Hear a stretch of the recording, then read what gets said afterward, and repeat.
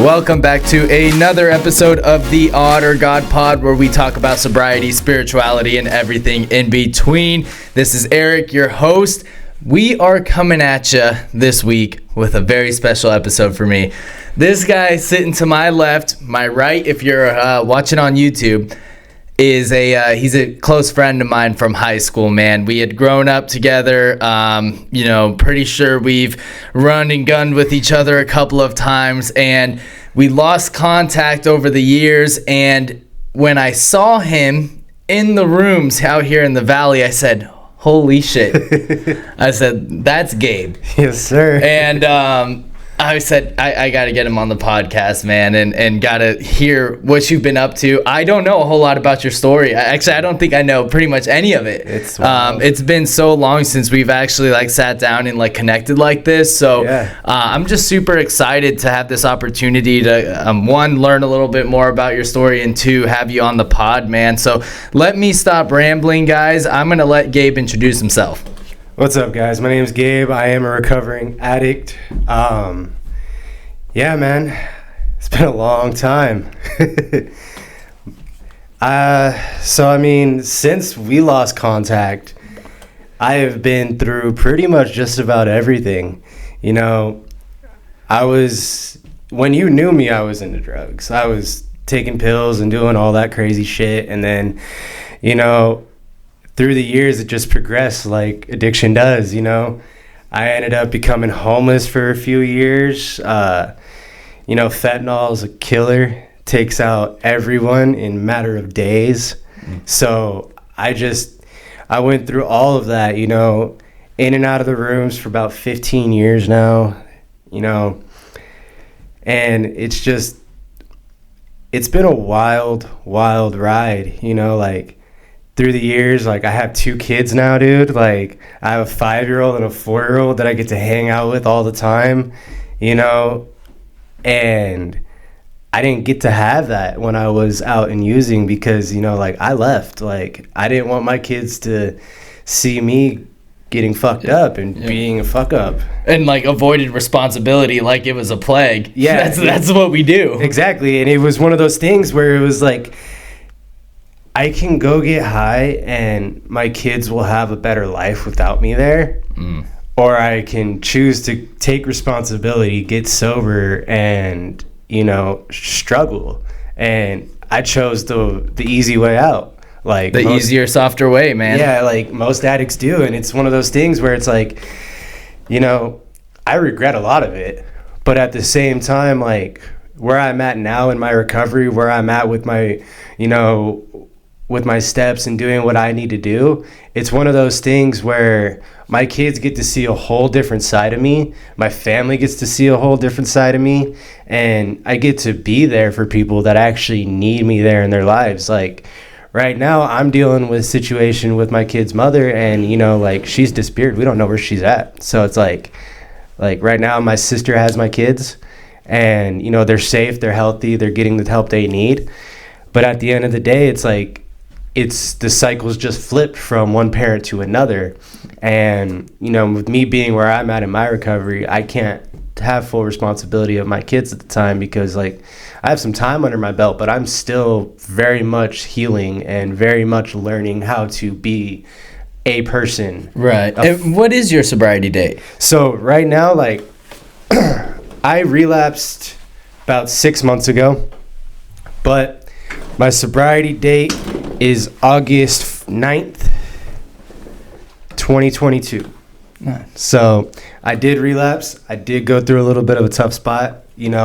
Right around the time my kid's mom disappeared is when I went off the deep end again. Yeah. So I learned, I just had to get back on the horse. My relapse was very quick, 2-day relapse, and then I was right back into a detox, getting myself clean again. And it was something that I had to do in order for me to be back. And usually when I relapse, I go out on a run. I go for a very long time and I just disappear. But I realized right then and there, look, my kids need a parent in their life. If one parent can't do it, the other one has to, and I have to be that parent right now. Right. Well, that's good to hear, man, and we're excited that you found your way back. Why don't we just get rolling into, you tell us a little bit about what it was like, right? I always like hearing what life was like before you got into recovery and then hearing what it's like now, right? Yeah. What it was like, what happened, what it's like now. So just tell us a little bit about that. So, you know, like I said, I've been using since I was about like 12, 13 years old, but I'm going to focus on like the last 8 or 9 months of my big run that I had back in 2022. And because that's what really kicked off my real true, like, I need to fix my life journey. And, you know, I was living in Maryville. Well, I shouldn't say living. I was homeless in Maryville. Nothing good coming out of there. Not a single thing coming good out of Maryville. So I was down there in Maryville. I was living underneath a bridge. And, you know, I was getting into a lot of trouble. I was stealing cars to make money. I was breaking into houses, and I was selling dope. And with all of that comes repercussions. So I'm still dealing with those repercussions today. But God showed up in my life so many times that it's just hard to even like pinpoint what really saved me. But what I can get down to is I was, in the matter of the last week of my big run, I was trying to steal somebody's car, and the person came out of their house and had stabbed me in the head and in the shoulder, and I somehow survived that. Should not have survived that, but I did. I had walked back to where I was camped out at. I had a friend of mine stitch me up with dental floss and a sewing needle in my head, and then we just put some new skin, like the liquid skin, on my shoulder wound, and we just let that one be. And this was just underneath a bridge. This was underneath a bridge. You sewed up your head with a sewing needle and dental floss, and then you just liquid bandaged up your shoulder. 100%. If that's not some fucking crackhead shit, I don't know what is, bro. Right? So that happens, right? And I'm saying that's what kicks off, like, man, shit's got to change. Like, I don't know what's got to change, but something's got to fucking change. Yeah, if you're doing that, you might have a problem. 100%, right? If you're not thoroughly convinced at that point, I don't know what else it's going to take. Exactly. And the crazy part is like, that same day, I still went and got high. Like, of course. I'm like, I'm in pain. Why not go numb this Well, you had pain? a good enough excuse to now. You're like, dude, I just got stabbed in the head. Like, Exactly. I'm going to go get high. And now it was like, cool, whatever. Like, I'm going to move on from that. Like, that happened. That was this morning. This afternoon's a new day. You know? Like, it's in the same day, man. So I'm moving forward throughout my day, and I'm just keeping going. And I meet up with a really good buddy of mine. Well, I really shouldn't say really good because he enabled the shit out of me. But in my addiction, he was a great friend to have. Right. But we were sitting out front of a Home Depot plotting on how to make more money. And we're getting high and doing our thing. And, you know, I get up to go get soda from the gas station. I was like, hey, I got a few dollars. Do you want something to drink? He's like, sure. So we're sitting behind a bush, right? Smoking, doing our thing like good crackheads. And I go to the gas station. I get a soda for him and me, and I come back, and we continue to do our thing. And then within a matter of 5 minutes, he is shot and killed right in front of me. Wow. So, you know, like right then and there, I'm like, I don't know how I'm going to escape this. Like, I don't have the willpower to just get up and leave and go check myself into detox. Like, I don't have that willpower. So I sit there, I talk to the cops, I talk to the paramedics, like, he gets taken away, and all of that happens. And I'm walking down the street, and this white Tahoe just, like, I'm walking in front of a gas station, this white Tahoe just cuts in front of me. And my first instinct is like, oh shit, it's the cops. Like, I need to run. And this dude I've never met in my life before hops out of the car. He's like, Gabe. I'm like, no. He's like, yes. I'm like, no. I don't know. I don't know him. Yeah. I'm like, I don't know who this dude is. I don't know how he knows my real name. Like, because when I was homeless, I went by Anthony. Like, I went by my middle name. No one knew my real name. So I'm like, cool. I'm like, this guy knows me, and I don't know where the hell I know him from. And I'm like starting to walk away, and then all of a sudden I hear another voice yell, Gabe, and I turn around, it's my fucking sister, who I haven't seen for 3 years. Hey, what are you doing? Like, what's wrong? Like, you're covered in blood. You're fucking homeless in the middle of Maryville. Like, you look like complete shit. Like, do you want to go to detox? And right then and there, I was like, yeah, that's my way out. Fuck yeah, let's go. I get in the car, right? Both my kids are in the car with my sister that day. She was on her way back up north because she lives up in Baghdad. And my daughter's in the car and my son's in the car. My son recognizes me because he's seen me with long hair. He's seen me skinny. He knows who I am. My daughter had no fucking clue who I was. I went to go give her a hug, and she just looked at me. She's like, get the fuck away from me. Like, I don't know you. Stay the hell away from me. And she's throwing a fit. She's crying. And I'm sitting in the front seat of this Tahoe, like, in a matter of 24 hours, like, my life has completely changed. Like, my mindset's changed. Like, so we're driving up to Baghdad. It's a 3-hour car ride. I smell horrible, by the way, because I've been homeless this whole time. Yeah. I don't know how my family put up with that, but they put up with it. First thing they tell me to do when I get to their house, though, is go take a shower. I go and I take a shower. I'm sitting in the front room just, like, contemplating life. Like it's either I take this seriously or I do what I'm known for and run away. And I decided to take it seriously. So I went to a nice little rehab called Unhooked Recovery. Oh, yeah. Love the place. You know, I got nothing but love for them. Out there in Mesa? Yeah, there. I'll power you up. What pod were you in? Palo Verde, dude. Oh, there you go. Shout out PV. Yep, that's home right there, man. I still go do H&Is over there all the time. Got good buddies that, you know, I've helped check into there. You know, I got buddies that I was homeless with that ended up coming in there at the same time I did. It was like a family reunion in there, man. Like, and it was funny because my first night in there, I'm going through the whole withdrawal stage, you know, detoxing, just taking it like a champ. Just sick. Yeah, just so sick. I didn't get out of bed for 3 days. Yeah. Like, I stayed in bed for 3 days, just sick as hell. And I think I only got up to eat and shower, and that was it. And they moved me into Palo, right? And I'm sitting there, and they roomed me with someone. I'm like, I know this dude from somewhere. I'm like, I can't pinpoint where the hell I fucking know this dude from. But we sit there, we're talking, and next thing you know, this guy comes up to me and he goes, hey, you lived in Maryville, right? And I'm like, yeah, dude. He's like, did you ever hang off of like 51st Ave in McDowell? I'm like, yeah, all the time. He goes, yeah, dude, you spent the night in my car one night. He's like, we got high together. You spent the night in my car. And it's just another one of those things where God puts me in a place where it's like, I'm right with someone I used to get high with. And like, we were pretty cool, you know, like he was always, because he'd been in the rooms before, I'd been in the rooms before. So we like, every time I hung out with them, we were both like, dude, this is shitty. We need to go back to the rooms. We need to go back to detox, go get our life figured out again. And he's just like, hey, you know, we're here now.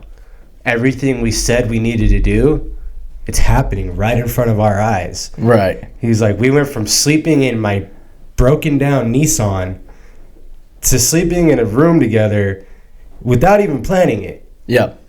I was like, God doing for you what you couldn't do for yourself. Dude. You know, God is it odd or is it God? Exactly. And like my thing was I was like, man, there's no way that like, because like I had a really hard time grasping the concept of God when I first got in the rooms, like most people do, you know, like I hear it all the time in shares, like I didn't love God, or I didn't know God, or fuck God, or whatever, you know. And it was like, and like I had an idea of God growing up because my mom used to always preach it into my head, like, you need Jesus. Yeah. Like, every time I did something completely off the wall, she'd be like, you need Jesus. And I'm like, yeah, probably, but it's not going to change my ways now. And you know, it's one of those things where I'm sitting there with someone that I used to get high with, and we're both doing the deal. So I end up leaving Unhooked, and I go to an IOP program called Northside Recovery.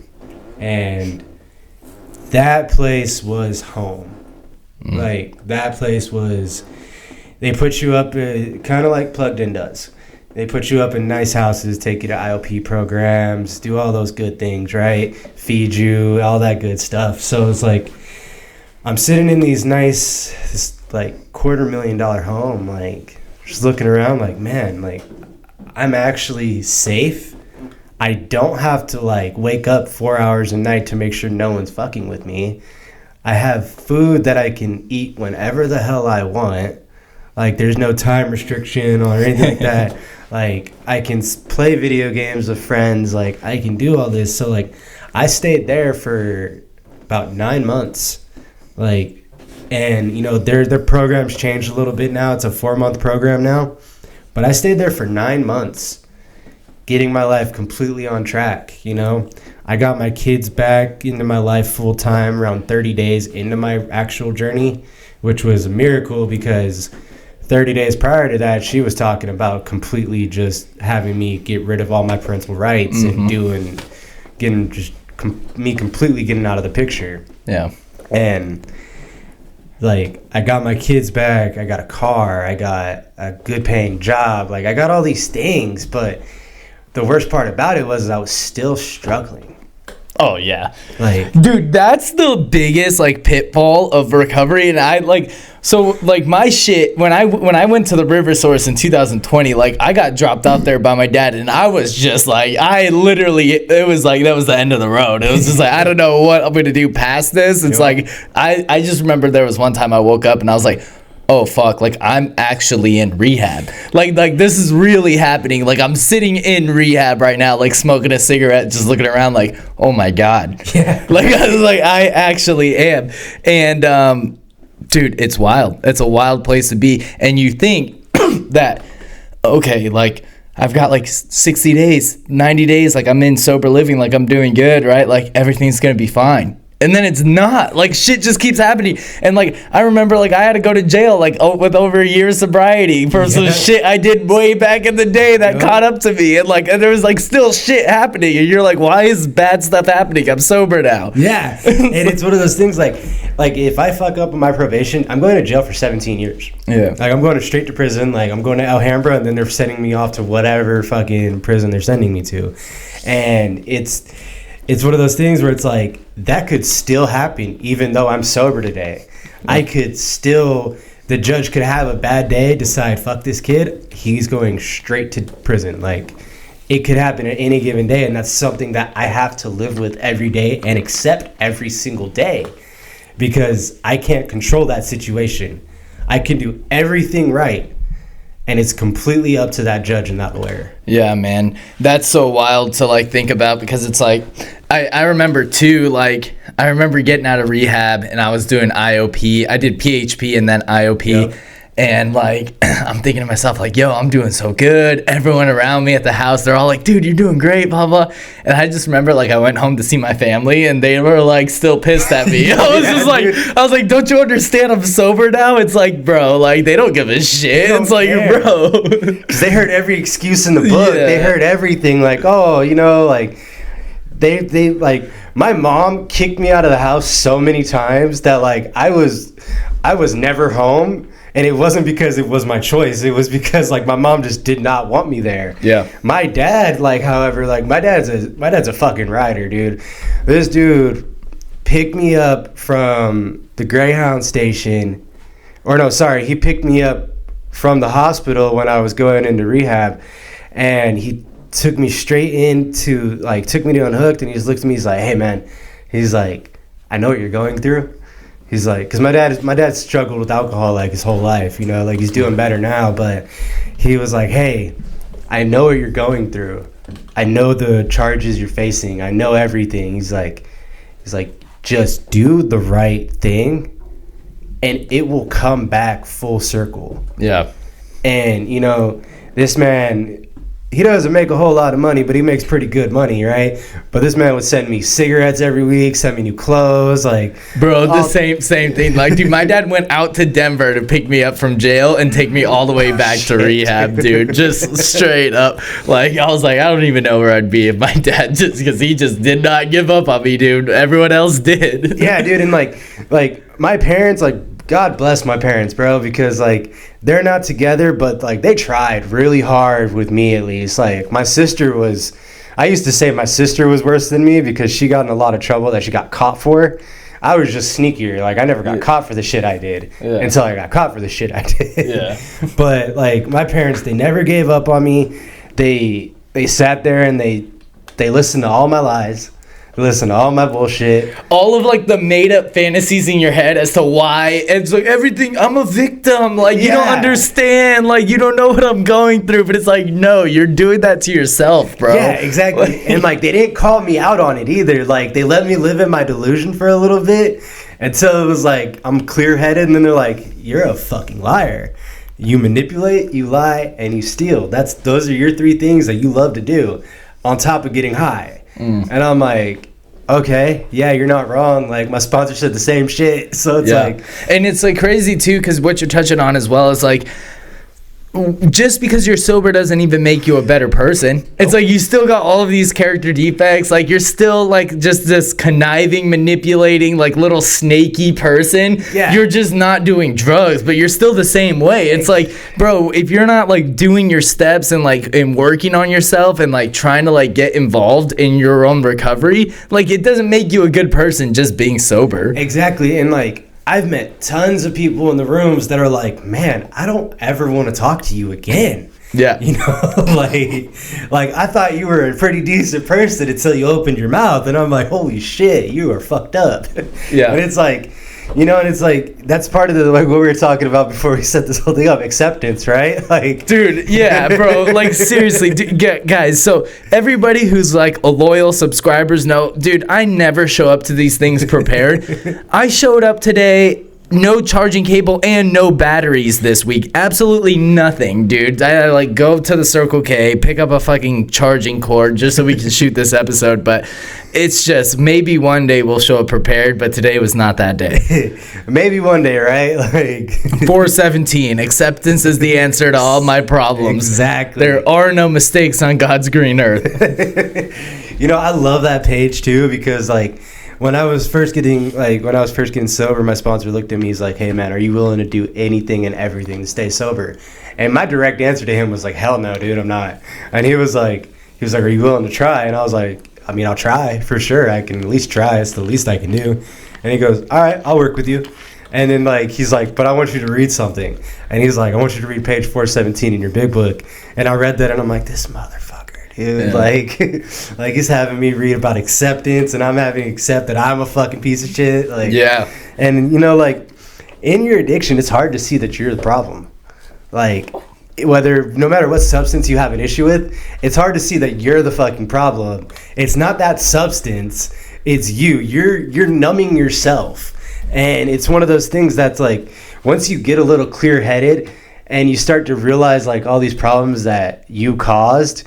And you start looking back on like what the fucking cause of that problem was. It all leads back to you, bro. And that's the thing that like I like always try to explain to people because everybody always has this idea. And I was the same way where they're like, yo, I don't want to go to AA, NA and stuff. It's like I like all it is like a cult, and they try to like tell you how to stay sober and whatever. But it's like, bro, and then you read the book, like you actually just like read it and you're like, no, what they're really telling you is that like drugs and alcohol were just the solution because you yourself are the problem. It's Exactly. it's like internally, like if I'm like not doing what I need to do, like I am just such an extremely selfish person that I will only do things if I get something in return, or I'll only look at things based off of how it affects me. Like I don't care about anything else but me. Yeah, and then it's like, that's the problem. And because I'm like that, and because I have no control over what everyone else does, I get so caught up in shit that I just drink and I use because I can't deal with it. Exactly. And that was like a part of the reason like my thing is like once I had drugs, like I suddenly became friends with everybody. You know, like, oh, you need cocaine? Gabe's got it. Oh, you need pills? Gabe's got it. Oh, you need weed? Gabe's got it. It's like I suddenly became that guy that like everybody turned to in those like in that little circle I was running to. And it was like, cool, I have friends now. And it's like, at the end, those motherfuckers aren't my friends. Yeah. I talked to one of those people to this day. Like, in that little circle of people I ran through, like, or ran with, I talked to one of them. And even then, me and him aren't on the best terms. And it's because, you know, like for a long time, I blamed that person for my drug problem. Yeah. And in reality, like, I can't blame anyone but myself because I said yes. Yeah, and that's literally the mind of like the alcoholic or like the addict is like, it tells us, like my favorite thing is like, it's like we drink or use essentially because we like the effect produced, right? Yeah. But that effect is so great that it becomes like every addict's and alcoholic's great obsession that somehow, some way, I'm just going to be able to do this normally. Yeah. It's like I'm just going to be able to use drugs or I'm just going to be able to drink normally, and I'll chase that delusion in my head until like I'm fucking broke or I'm back in jail or I have a third DUI or I've got like, and it's just like I will never stop chasing that idea in my head that somehow, some way, I'm just going to be able to drink without consequences. Yeah. And, you know, like, and power to the people that can actually, like, drink on the weekends and, like, have a normal fucking week on the weekdays. Does it happen? Yeah. It's like, just, like, I don't get it. Because, like, if I go use today, I'm fucking going on a sick-ass run for, like, the next 3 weeks. Yeah. As soon as I put anything in my body, I will not stop until, like, there's zero. If I have $1 in my pocket, that 99 banana shooter is going down the hatch, dude. Like, it's like you have to take away every last cent out of, even then, I'm going to convince somebody to give me something. Exactly. And and that's the funny thing about it. Like, I work in sales, right? Yeah. So like they say that sales is like the best job for an addict because we could talk and we can manipulate. Because you're just not going to stop till you get what you want. And that's what every alcoholic and addict does. Yeah. And it's like I can convince these guys that tell me no 45 times to say yes to at least one of my products that I'm selling. And it's one of those things where it's like my boss strictly hired me out of the room because one, I have a really great friend that helped me get into circulation with this guy, but he knew that like, okay, if you've already worked in sales before and you can do these things, you can sell anything because you also have a problem. You're in these rooms because you have a problem, and part of that problem is you're a manipulator. Mm-hmm. And that was exactly what he told me. And I was like, you're not wrong. Like, I can manipulate people to say yes to me. And, you know, like, that's one of my biggest character defects is saying anything to anybody that's going to make them feel like I'm doing okay. Right. When in reality, I'm fucking up here is just completely fucked off. Yeah, dude, that's just, it's so wild to think about because it's like, I always tell people, it's like, bro, getting sober is not gonna like solve anything. No. It's just like, it's like, what happens? So it's like, okay, like you smoke a lot of fentanyl, right? Yeah. 7 days later, it's completely out of your system. You're never gonna get more sober than that. Yeah. It's like, you know what I mean? It's just like, so what do you do after that? What are you gonna do for the other fucking countless amounts of days of your life? Like, just not smoke fentanyl? Yeah. Just not drink? Like, that's like, what is that gonna solve? Absolutely nothing. It's like drugs and alcohol aren't your problem. They never were. No. And when I meet these guys that like have like 10, 20 days under their belt and they're like, yeah, man, I'm sober. Like I don't have any more problems. It's like, no, dude, like you are the problem, bro. The fact that you think that is literally the mind of the alcoholic convincing you that you don't have a problem, dude. Exactly. It's like, that's the peculiar mental twist. Those are the mental blank spots that they describe. It's like your brain won't be able with sufficient force to recollect any of the past things that you have ever done.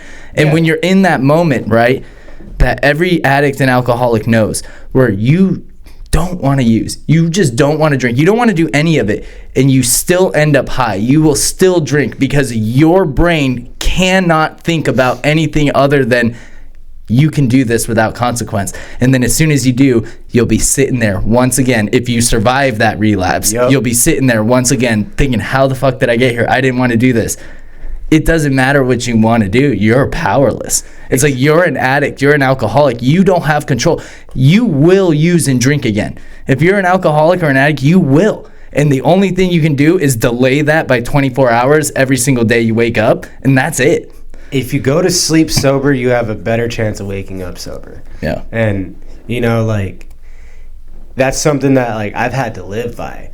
And then someone told me really early on, like way back in the day when I first started going to the rooms, like, if you have a foot in tomorrow and a foot in yesterday, you're gonna piss all over today. Yeah. And like, I didn't understand that at first until, like, I sat down and thought about it. It's like, okay, so I can't think about tomorrow.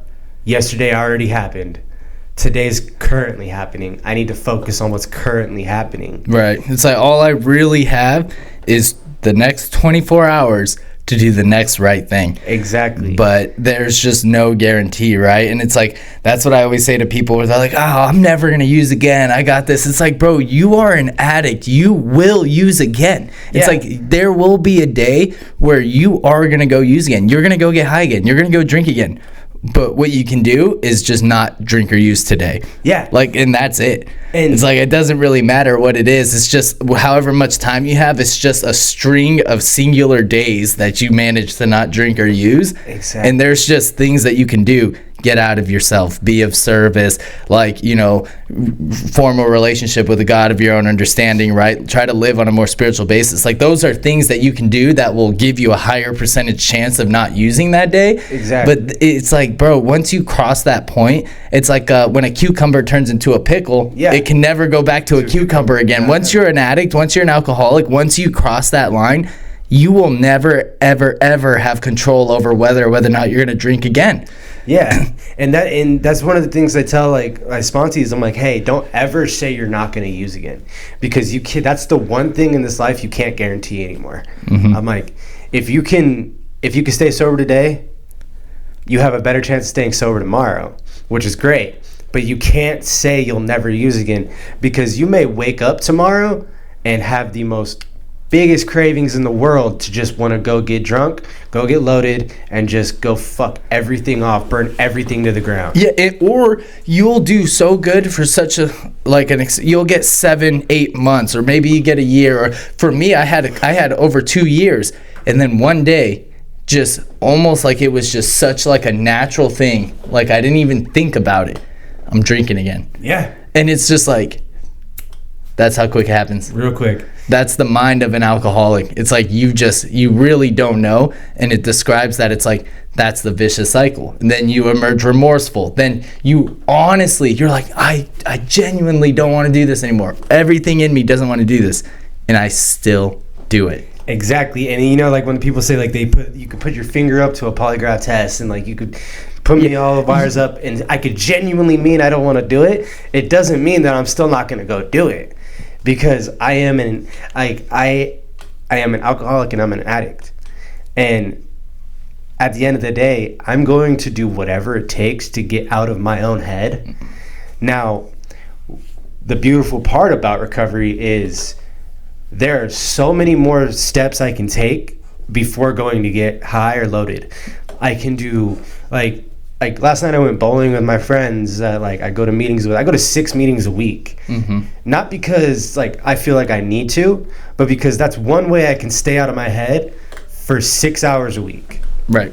And if I keep doing that, I'm going to continue to stay out of my own head for 6 hours a week. And even then, on top of that, I go bowling, I go out to eat, I hang out, I surround myself by a solid group of people that want nothing from me other than just to see me fucking sober. Yeah, no ulterior motives. It's like, that's the craziest thing about like 12-step programs in general. It's like people will go to so far to help you out, and there is no expectation of anything in return. They don't want any money from you. They don't want any. They are just going to do it. One, because they want to help you, but two, they know that gets them out of themselves, right? Exactly. And it's like, if you're an alcoholic, if you're an addict, what's your problem? Your problem is yourself. You're a slave to yourself. You're a slave to your own selfishness and self-centeredness. Yep. So how do you get out of that? you help somebody else out. Yep. You know, and that's the whole premise of everything. And that's the beautiful part about it too, is because like I have so many people in my corner that like once I go out and I get high and I do what I got to do, like I forget that I have all of these people in my corner, and I forget that like all of these people don't want anything from me other than just to be healthy and just live my life right, be a good dad, and be a part of, you know, this program. Like I have 3 home groups, right? Like I got an NA home group, I have a CA home group actually, and then I have an AA home group. You know, like, and I don't tell people I'm an alcoholic because drinking wasn't necessarily my vice. Does that mean I got drunk? Hell yeah. Oh yeah. I got fucking loaded so many times. But like what I found myself addicted to was drugs, you know? And I try to spread myself out in this buffet of recovery, because it is a buffet, and we live in one of the meccas for recovery. Literally Phoenix. It's like if you want to get sober, move to Phoenix, Arizona. 100%. It's like you can't. I could throw a rock and probably hit an addict or an alcoholic out here. 100%. And it's the craziest part about it is I went to the doctors the other day, right? And you know, I was just getting a checkup, and like, because I have knee problems, so I was like, my knee's fucking with me. So I went to the doctors, wanted to make sure everything was good. And the doctor was like, yeah, you're fine, you know, you're just wearing it too much. And then he saw my little NA chain. Yeah. And he's like, oh. He's like, are you a friend of, are you a friend of Bill's too? I'm like, yeah, I am. I was like, wait, how the fuck do you know that? I was like, only someone in recovery knows that term, you know what I mean? And he's like, oh, I got like 20 years sober myself. And I'm like, see, it's like, people that you would never expect to be sober are fucking sober. And it's crazy. Dude, it looks like it's crazy too, because it's like not just here. There's just like there's a whole movement going on where it's like you see so many people that are like, dude, there's just even if you're not an alcoholic or an addict, like there are still people who are just like able to accomplish more, do more being sober. Yeah. It's just like, you know what I mean? It's just like for like people like us, it's like it's a requirement. That's like I have to do things on a daily basis to like just like give myself the biggest fighting chance to like, you know, make it another day sober. But there's like people out there who maybe, as like the book describes, you know, they're just hard users, they're just hard drinkers, they'll go on like benders, but it's like if they face reasonable consequences, they'll stop. Yep. And they'll have the ability to. The hard partier. Right. But it's like at the same time, people are starting to like look at that and be like, yo, like there's a lot to gain from just not wasting a lot of time. Yep. And really what it is you waste time. 100%. And like I have a buddy of mine whose wife, my buddy's in the program, you know, he's got like 15 years clean or something like that. His wife barely drinks, right? She'll have like a glass of wine like a week. But she's like, the way you guys live is just so peaceful.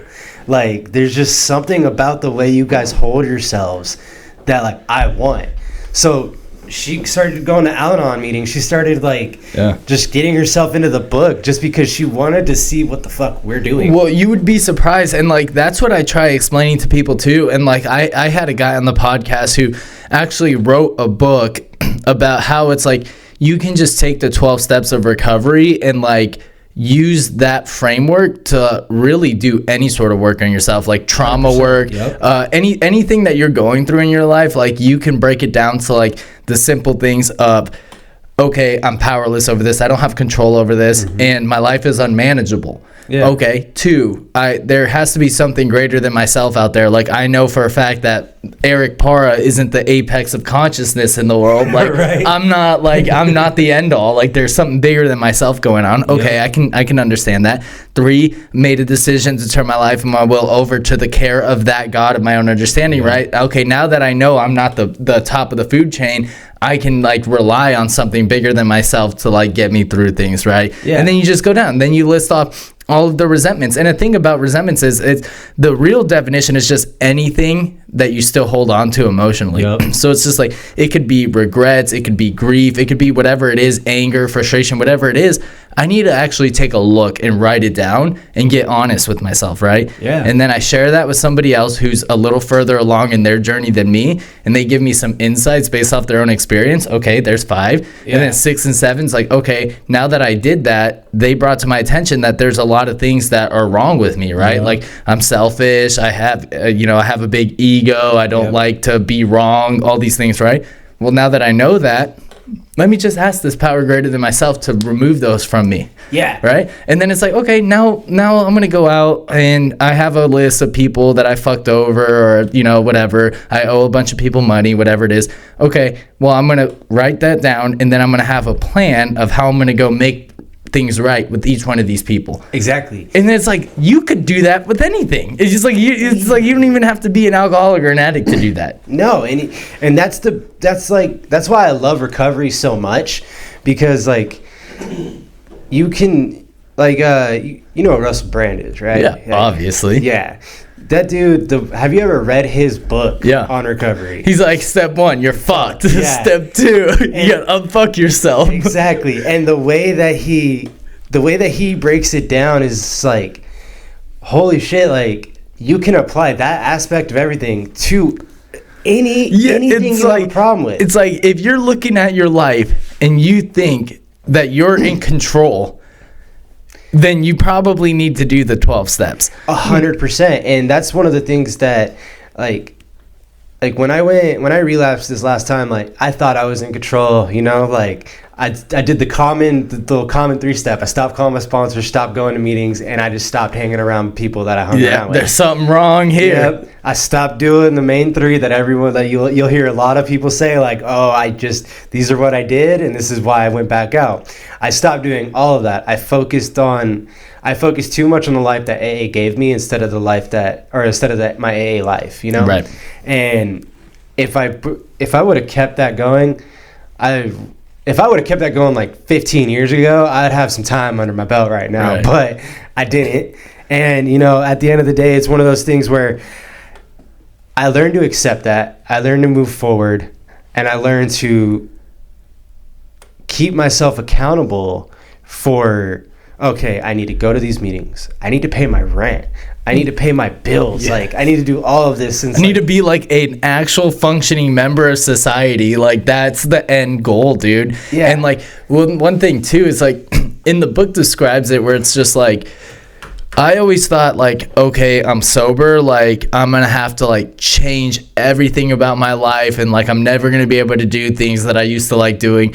And it's like not the case at all, dude. And like to this day, like I have so many friends that are like not in the program, right? And it's like, I can go to Vegas on the weekend and like go hang out with my friends and stuff, and I can go anywhere a free man would go. Yep. That's what the book describes, because it's like I am at peace with myself. I like understand where I'm at with things, and like I have a God of my own understanding in my life, and it's like I do the things that I need to do, where it's like I don't have to just like hide from alcohol like it's like the boogeyman. It's like I can go wherever I want.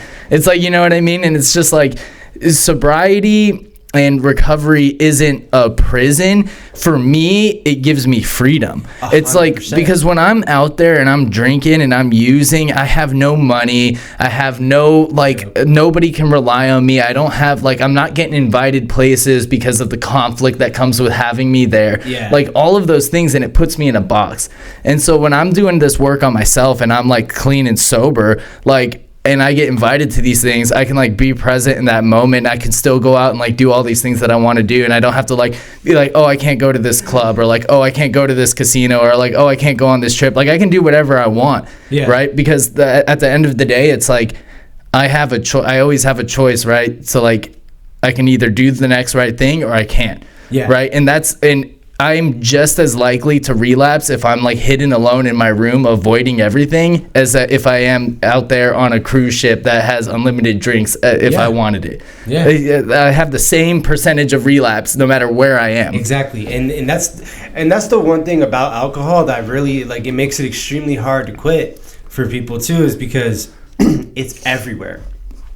And, you know, like, my vice was fentanyl. Like, fentanyl, meth, and heroin. Yeah, see, fentanyl, like, no, you're not going to go to a bar and then the bartender be like, you want a shot of fentanyl? Like, it's just not, that doesn't happen. It doesn't happen, but, like, I can go, like, because I like to shoot pool and play darts. Like, that's my thing. Like, I go to bars all the time, but I go to bars with people that have problems with drinking, and they're like, hey, bro, like, you know, like, I'm not feeling comfortable. We should probably leave. It's like, cool, no worries. Like, we'll go somewhere else and play pool, or we'll go do this, that, and the other. Like, and it's one of those things where it's like me personally, like, I have a problem with fentanyl, and most of my friends have problems with drinking.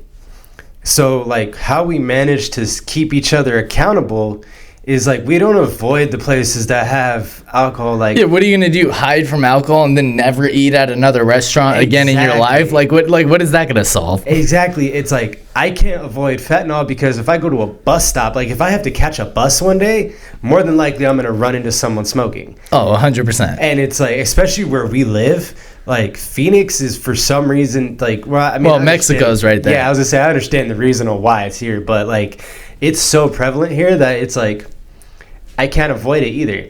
And I have to sit here and think, like, okay, my buddies have the same issue with their drinking as I do with my fentanyl.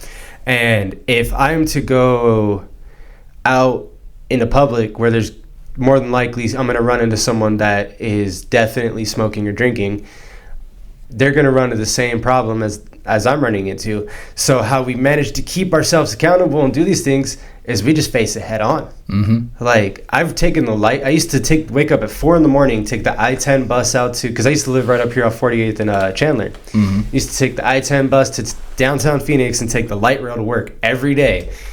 Every time I get on the light rail, first thing I smell is burnt popcorn. I'm like, okay, like, that's just trays everywhere. Yeah, dude. And I'm like, all right, dude, like, this is what it is today. Like, I know I'm going to work at a place where everyone's sober. It's not necessarily in recovery, but everybody at my job's in recovery. Mm-hmm. And, you know, it's one of those things where, like, I see all this shit and I'm like, damn, like, I want to help everyone. But at the same time, like, I can only help when they want the help. Yeah, and it's like you're going to be pretty ineffective if, like, you're just randomly approaching people trying to, like, preach something, you know what I mean? But it's like, that's, like, the biggest thing that I think a lot of people would benefit from really hearing and understanding is that if your plan is to just avoid alcohol, if your plan is to, like, avoid drugs, you're going to fail. 100% you're going to fail. What do you think that's going to solve? Oh, I'm just not going to go places that have alcohol. Or, oh, if there's a wedding that I'm invited to, but there's going to be champagne there, then I'm just not going to go. Or, oh, like if they want to take a vacation, but somebody who drinks is going to be there and there's going to be alcohol in the Airbnb, then I can't go. It's like, what are you going to do? Just hide from alcohol? You're going to be isolated your entire life. Like, it's so, it's like if that's your plan, you need to reevaluate your plan, I would suggest, because it's like at the 100%. End of the day, the only thing is you're gonna have the best percentage chance of being sober and, like, living this lifestyle if you just come to terms with your own powerlessness and you understand that as an alcoholic or an addict, like, those are things that you can't do. Like, you'll never be able to drink with impunity, you'll never be able to, like, do drugs without consequences, and just accept that and then live your life in a way where you're okay with that. 100%. Then you don't have to hide from anything. Exactly. And, like, I go out to eat with my dad and my stepmom all the time, right? And my stepmom likes to drink. She always like, do you mind? It's like, look, I don't, you do whatever you want to do, because at the end of the day, it doesn't affect me that you're having a good time. Like, I like to stay sober. Like, I like to be where I'm at today. And if you're still going to go out and drink, that's all you, because you're someone who doesn't have a problem like I do. Mm-hmm. Like, and my stepmom, she's awesome because her brother's in recovery too. Like, he's super fucking cool, and she understands what I have to do on a day-to-day basis to make sure I don't relapse. And she's super respectful about it. She tries to, like it's kind of cute because she'll try to hide it from me. And And I'm like, hey, you don't need to hide it. Like, we're at a bar right now. I know where we're at. We're watching a fucking Steelers game. Like, I know what we're doing. Like, and it's like, just because I'm an alcoholic doesn't mean like you gotta like treat me like you know what I mean. It's like it's fine.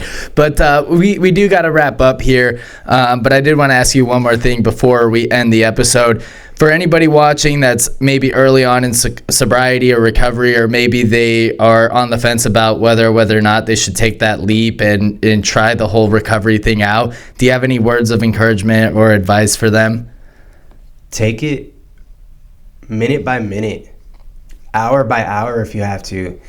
My first 30 days, I took that shit 5 minutes at a time. I sat there and like, I focused on what I was doing. If I was just coloring on a paper, like I focused on coloring on that paper for however long I was coloring on that paper for. I took suggestions. I took every suggestion I was given. I took everything that was told to me and I ran with it. And if you think that your life, let me put it this way, if you think your friends are gonna bail on you when you go to get sober, they're not your friends to begin with. They're going to bail on you. Because if they're truly your friends, people are going to want to see you do better for yourself. And if you want to get sober and you want to stay sober, go to meetings, get a sponsor, work the steps, get a home group, get commitments, and do everything you're asked to do within your means. Because there's not a time where I say no nowadays. If I have to say, if it's helping someone to get a ride to a meeting, I'll go out of my way and pick them up. If it's someone that needs fucking money for food for the week, I'll help them out if I have it. I do everything I can. And, you know, you're going to lose people along this ride. It's guaranteed. People are going to go out. Don't take it to heart because you were close to them. You can mourn, you can be upset, but just understand that you did nothing to cause that. Take your suggestions and move forward and just keep your head up high, because the moment you start standing still is the moment you stop moving forward. Oh yeah. That's all it is. Like, that's good advice, man, and we appreciate you stopping by the pod, dude. I appreciate you having me, bro. It was awesome catching up with you, and I've been seeing you around a lot lately, man, and stuff, so that's super cool. Guys, everyone watching, just a quick shout out, Plugged In Recovery. If you or somebody you love are looking for a sober living house in the Chandler, Phoenix, or Scottsdale area, you could always visit www.azsober.com. You can take a look at availability at our houses, as well as do a full virtual tour of every house as well. And we do have male and female houses. So again, that's azsober.com. Thank you guys so much for listening and watching. We are almost at 50 subscribers on YouTube. What? So guys, please, if you are watching us on YouTube, hit the subscribe button, you know, just a little click, get a notification every time we post a video every week. And yeah, we appreciate it so much. We'll see you guys next week.